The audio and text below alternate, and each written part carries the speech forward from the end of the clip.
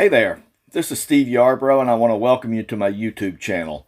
Today I'm going to be doing a Humminbird Mega Live version 1.150 update on what kind of lure distances you can expect to see on your Mega Live. In my case, I've managed to dial it in and get them up to 90 feet.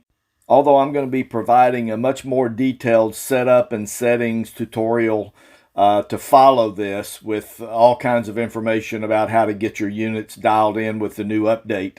What I wanted to do today is just provide a short video of various lure distances from 40 to 90 feet.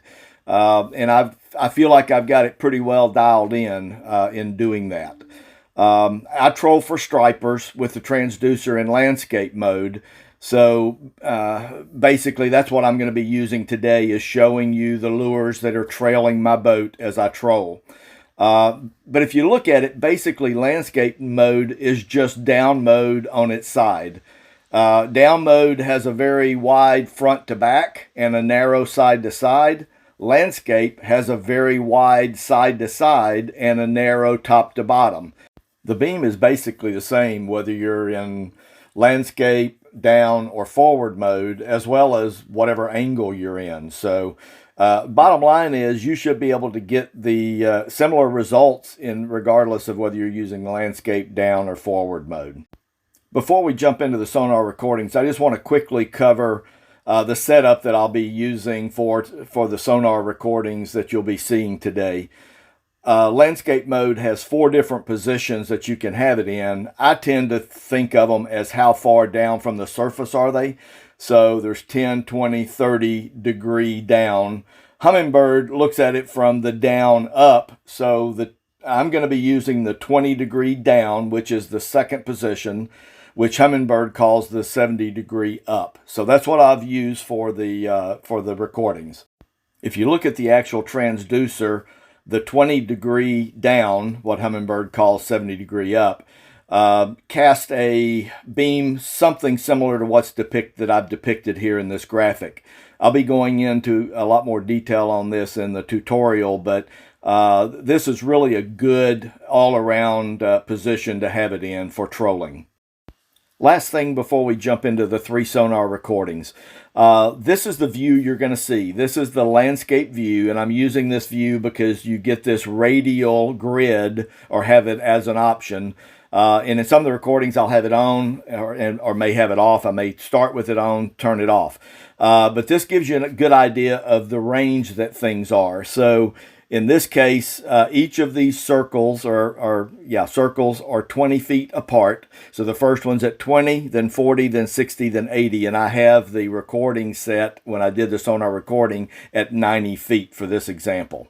So that basically gives you an idea of what the grid is and how to look at this. So let's jump into the recordings. In this first sonar recording, I basically have A-rigs are about 40-foot distance from the boat and are the inner ones.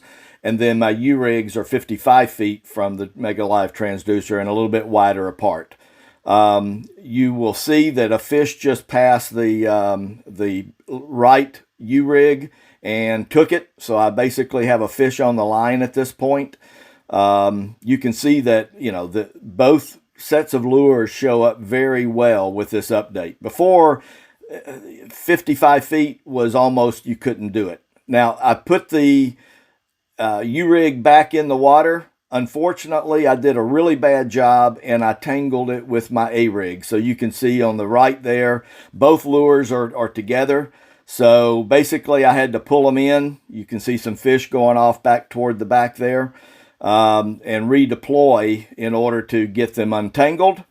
I probably wouldn't have known this if I didn't have Mega Live. I would have just fished with them tangled up. So now the A-rig is going back into position. And then I decided to prevent this from happening. And there's a school of shad that just appeared in the sonar beam. Now I'm putting the U-rig back in the water, but I'm doing it in the middle so that I don't tangle it up, and then I'll move it into position and clamp it down to the planer board. So you can see there went a fish. Fish will go in and out of the cone, And depending on whether they go in early or go in late, really it's all about the depth that they are as to when they enter and exit the cone. So that's basically the 55-foot range. In this sonar recording, I have a pair of U-rigs trailing at about 63 and 68 feet. There's no way I could have gotten this image at all prior to the 1.150 update.